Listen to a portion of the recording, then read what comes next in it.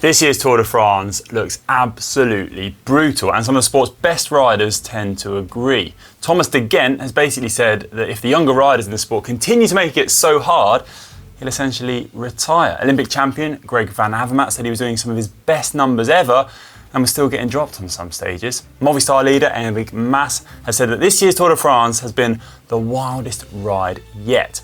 So in this video, with help from WHOOP, we're going to be asking the question, why is the Tour so hard? And is it getting any harder? Putting the question to Michael Valgren-Hundel of EF Education-Nippo, plus asking his teammate Lachlan Morton, who isn't actually racing the Tour de France, but riding the route, unsupported, bike packing the entire course, plus the transfers, all on his own. And take a sneak peek at his data too, to ask the question, is there a way to make the Tour de France any harder? Yeah, the self-supported aspect is pretty massive. I'd say it's 50% because the riding it's really difficult, but it's straightforward and it's something I know. But being self-supported, you have to find your food and manage that well, because you have to recover day after day. And same thing, setting up a nice camp somewhere you're comfortable to sleep. And yeah, hygiene, keeping things clean so you don't, get infections and you wind up sick. So yeah, it's a very significant challenge. First up, let's go through some key stats. So this year's Tour de France is 3,383 kilometers long across 42,200 meters of elevation gain, which, well, sounds bonkers in itself, but those numbers are mere child's play for Lachlan Morton, who's riding the entire route, self-supported, bike packing, camping in hedges. He's riding, get this, 5,510 kilometers with 65,500 meters of elevation gain. It's pretty nuts, but it's all for a good cause, raising money for World Bicycle Relief. And if you want to follow his progress, you can find the link in the description below. The Tour de France is hard then, judging by distance alone, but I think it's got to be much harder for Lachlan, who is doing this self-supported in the true nature of how the Tour de France first began, as kind of a race for survival. And if you look at his numbers, what he's doing every day on the bike, I think it's true. I mean, his biggest day was 378 kilometers on stage 5, his stage 5, but on his stage 7, he did 298 kilometers with a whopping 5,900 meters of elevation gain, and it took him 12 hours and 36 minutes. I mean, those stats are just bonkers. And to do that, 3 weeks, no rest days, continuous riding is pretty incredible. But I was interested to see what Lachlan thought about it and if he thought the experience compared to that of his previous Grand Tours. Yeah, the whole thing is significantly easier than the Tour de France. It's like a joke Tour de France. It's like a tiny tour. Yeah, it's nice in that you can kind of dictate the pace yourself, and you don't have to dodge other riders like around corners. There's no fighting for position. It's more a race against yourself than anyone else, so that for me makes it easier. In reality though, compared to the Tour peloton, Lachlan is doing huge mileage. So in this year's Tour de France, the longest stage was 249 kilometers. That came on stage 7. That was actually the second longest stage in the past 2 decades. The longest stage goes all the way back to the 2000 Tour de France. Stage 20, that was 254 kilometers long. In that edition, there was actually 3 stages that were over 245 kilometers. And the trend of the first 9 stages in the past 2 decades, well, stays relatively flat. There isn't much change, as you can see in this graph. So in terms of distance anyway, the Tour isn't getting much harder than previous years, but riding those sort of numbers day in, day out puts an obvious toll on your body. Just look at Lachlan's WHOOP data. So this graph is his strain score, day in, day out. And this is basically WHOOP's way of summarizing your cardiovascular load on a scale of 1 to 21. And as you can see here, Lachlan is nearly maxing out every single time in the high 20s or mid 20s, basically at his very limit. But put that in comparison to his EF Education-Nippo teammates who are actually racing the Tour, and well, they have a few easier days where the strain does drop off a little bit on those TT days and also on those sprint days. So the sheer distance of the Tour puts a huge strain on the riders, but it isn't the whole story. In my view anyway, I think the intensity of the race is what must make it so difficult as well. Just look at the power data from Michael Valgon-Hundel in stage 3. So his peak 10-minute power was 389 watts and his peak 15-second power was 804 watts. Compare that to Lachlan, his peak 10-minute power was 210 watts and his peak 15-second power was 315 watts. So an obvious difference. Lachlan's riding longer, but in a totally different way. You can see the effect that this intensity of racing has had on the peloton, with 7 riders missing the time cut already by stage 10. That is up on an average of 3 riders missing the time cut in each of the last 20 editions of the Tour de France. And that's taken from the whole race, not just the first 10 stages. But for context, the highest amount of riders who missed the time cut came in the 1966 and 1977 edition of the Tour de France. That's the highest post-World War II. And that number is 33. So the fact that 7 riders missed a time cut already by stage 10 isn't exactly proof that the Tour is getting any harder, but it does highlight that the race is, well, it's raced from the front as well as the back, with the time cut always chasing you down, and that makes racing really tough. You can see the cost of this for the riders as EF's average recovery score drops day by day to the end of the first week, down to an average of 28% coming into that first rest day, which is well into the red, below 33%, and that's the marker that we would recommend you take a day off exercise, a day off training, if you are that low after a night's sleep. Now, WHOOP's recovery score is calculated from 4 key metrics: your resting heart rate, your heart rate variability, your respiratory rate, and also the hours of sleep that you get. So pretty robust metrics to track your recovery. And it's obvious from this graph that the EF riders are starting to feel the Tour de France at the end of the first week. The racing has just been that full on. But if you look at a graph of the average speed across the first 9 stages, well, Tour de France peloton hasn't actually got any faster. If anything, you could say that it's slowed down slightly. But still, look at the fastest average speed, 48.7 kilometers an hour. That came on stage 7. Compared to Lachlan Morton, though, he rode that stage in 29.4 kilometers an hour, which is some difference, and I think I know who I'd rather be riding with, or trying to ride with anyway. But anyway, that's enough from me. Let's hear from our resident stat guru over at our weekly show on GCN Plus World of Cycling. Killian Kelly is here to dish out his 2 cents on if the Tour de France is getting any harder. Thanks, Connor. So, has this Tour de France been harder than it usually is? There are a few ways you could try and answer this question, but the 2 things that caught my attention were the unusual profile of the opening week and the riders which rose to the top of the GC as a result. The opening week of the Tour de France has traditionally been quite straightforward. In years gone by, it wouldn't have been unusual to have had an 8-kilometre prologue time trial followed by 6 or 7 consecutive bunch sprint finishes. But the Tour organisers have been getting more and more adventurous, and this year there were 6 categorised climbs on both of the first 2 stages of the race. This is the most ever categorised climbs on the opening 2 stages in the race's history. And as a result of how hard those opening 2 stages were, we saw stage wins by the current World Road Race champion Julian Alaphilippe and the current World Cyclocross champion Mathieu van der Poel. Both crossed the line solo. A solo win isn't always an indication of stage difficulty, but I think in these instances it was. This was the first time in exactly 100 years since the Tour de France began with 2 consecutive solo stage victories. The route encouraged the classic specialists to come to the fore, and they duly obliged.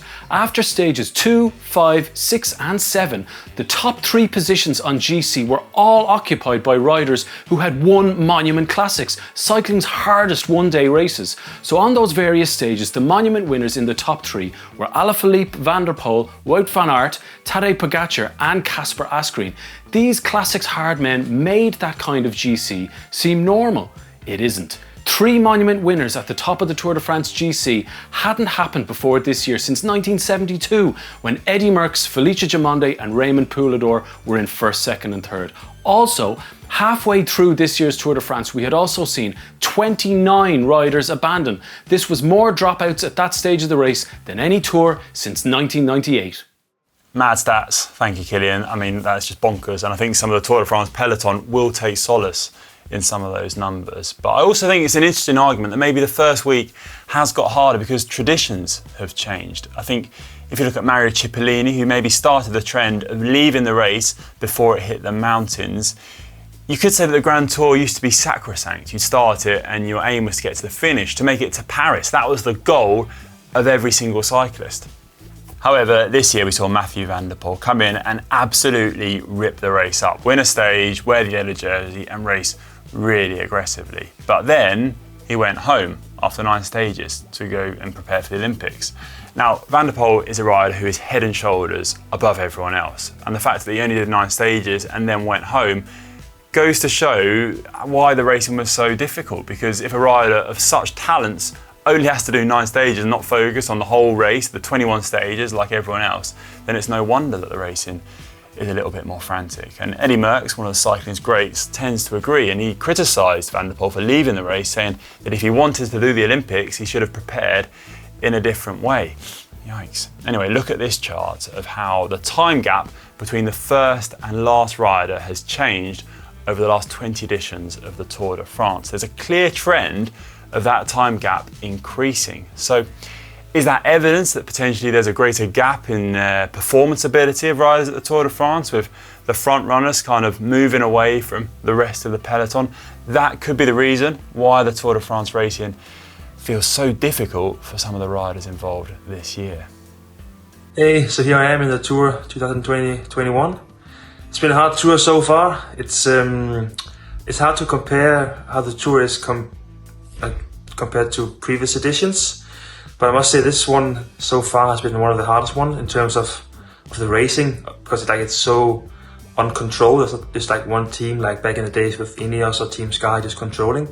It's a lot more real racing, which has been making a lot of riders really tired, I think. What about sleep on the Tour? Well, at the Alt Tour, Lachlan's Alt Tour, he's getting on average 6.6 hours of sleep per night. And according to his WHOOP data, he's getting up between 4 and 5 a.m.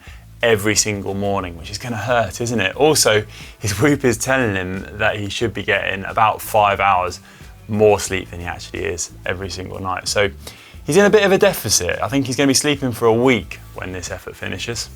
I'm lucky in that I'm pretty comfortable in the bivvy setup, so I find my sleep's actually good. It's probably 2 hours shorter than normal, but I still generally get a pretty good 6 hours of sleep. Yeah, I've had probably on average 2 hours of sleep less than I normally would, but I sleep like a baby because I'm tired. My WHOOP score last night was 33%. Because there was a bullfighting contest going on next to my campsite and I slept very little, plus I had a massive day and was dehydrated, and the only thing I drank before I went to bed was a litre of apple cider, so I kind of brought that one on myself. But what about the riders who are in the race? So according to Rigoberto Urán's WHOOP data, he's a good sleeper. I mean, he's on holiday at this race, well, you know what I mean. He's having a good sleep, basically. So on stage 2, he slept for 8 hours and 40 minutes. And on stage 7, 7 hours and 50 minutes. So he's packing in the sleep. But he's not the best sleeper on the team. That accolade, I think, goes to Michael van Gerwen, who, get this, so look at the sleeps he is getting at the Tour de France. So stage 1, 9 hours and 1 minute. Stage 4, 9 hours and 3 minutes. Stage 6, 8 hours and 53 minutes. Stage 8, 8 hours and 21 minutes. Michael, you're sleeping your way to Paris. Yeah, so doing like a Grand Tour, I think sleep is really important, and I really try to get as much in as possible.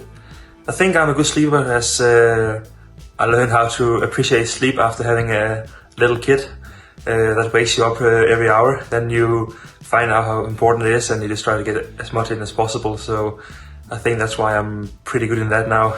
So whilst the racing is hard, there are some easy parts to your effort in the Tour de France. I mean, you get your coffee made for you, your bed made for you, your food made every morning, afternoon and evening, and you have a nice comfy bus to transfer to the stage in. You don't have to ride to the start or finish like Lachlan does. And it's a different effort, isn't it, for Lachlan? He's got no help whatsoever. I mean, that is going to take its toll. He even had to find a bike shop to buy new inner tubes and tie knots in his inner tubes in the meantime, just to make it to the end of the day. Mental pressure at the Tour is also huge. You have the fear of crashing, the pressure to perform, to win, and also to kind of gain a contract for the following year, the stress of the race. It all adds up, and for 3 weeks on the trot, this can really add to your fatigue levels. And I think in this respect, Lachlan has got a slightly easier ride. Crashes are part of the Tour, unfortunately, and having to battle on with your injuries does come at a cost. And I think you can see this quite clearly in the WHOOP data from the EF Education-Nippo team as a whole. If you look at their recovery scores, on average, they just about stay in the green for the majority of that first week. They begin to drop off at the end where the fatigue, I think, catches up with them, but on stages 2 and 3, they drop down into the yellow quite visibly, and those were stages which were really marred by crashes, actually, unfortunately. So it's quite easy to see how these crashes had an impact on their recovery and their ability to perform the next day. Yeah, so being a cyclist, crashes is part of our job, unfortunately, and it has a really big impact on our recovery. You can really feel it, like the body's working harder to recover because you hit some certain muscles or something like that, you know, and you can actually see it in your recovery score that the day after a crash you go down. I crashed the day before the Tour started, so it wasn't the best preparation for me, but luckily we have good physios here and people who can, like, you know, manipulate you a little bit so you can trigger the body to recover better. Rest days are a saviour in a Grand Tour. I mean, they are just this like little oasis in a sea of fatigue. But for Lachlan Morton, he's got no rest days. 23 days riding non-stop. It's something that's quite hard to imagine, actually. And I'm interested to hear what he makes of it, how he's finding just riding every single day without any little break to look forward to. The hardest part is in the first week when your body's trying to adapt to the massive change, and then since then I feel like my body's in a good rhythm of like understanding what needs to be done each day.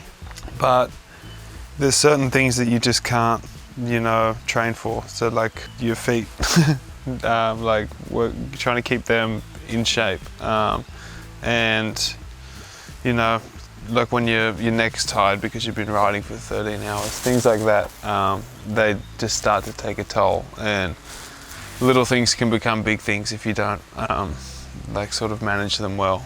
With when you do a regular Grand Tour, from the second you finish the stage until the second you start the next stage, everything's dedicated around getting you to recover physically for the next stage. So you get the best sleep, you get massage, you get the best food. Whereas here I ride twice as long each day. So that already, you know, cuts massively into any recovery time. And then there's just, you've got to sort out all those things yourself. So massage is obviously non-existent, but yeah, like finding, you kind of, whatever food you can get is what you have to work with. So it's not an ideal recovery meal, for example. You can see the value of that rest day in terms of recovery for the EF Education-Nippo riders in the data. So this is US rider Nielsen Powerless's data, and he jumped right back down to 46 from 55 in terms of his resting heart rate, and also his HRV jumped right back up to 67 after that first rest day. So clear signs of recovery and getting himself back where he needs to be for the second and third week of the Tour de France. Also, Michael Valgren-Hundel, his recovery score was 93% after the first rest day, right back into the green and well up from the team average of 28% coming into that first rest day after a brutal first week at the Tour. The Tour de France, is it the hardest race on earth? I think after looking at some of the stats in this video, you bet it is. Is it getting any harder? I think it is after watching it this year. It looks incredibly tough, but I'd be interested to hear your thoughts. What do you reckon? Is the Tour de France getting any harder, and is it really the hardest race on earth? Interesting question, isn't it? Anyway, we'd like to say a massive thank you to EF Education-Nippo, the riders, Michael Valgren-Hundel, also Lachlan Morton for providing his time in what is quite a busy schedule to talk to us for this video. So thank you, and also thanks to Rafa for providing us with some incredible footage of Lachlan's effort. Really, really amazing to see. Also, if you want to keep track of the race, don't forget you can catch all the action on GCN+. Territory restrictions do apply. Tour de France, hardest race on earth. Good luck to all the riders making it to Paris. Also, Lachlan, we hope you get there in time. And if you would like to donate to World Bicycle Relief, which Lachlan is supporting, you can find the link in the description below. Thanks for watching, everyone. I think I'm going to go off for an easy ride now and avoid any balls. Definitely don't want to run into any balls.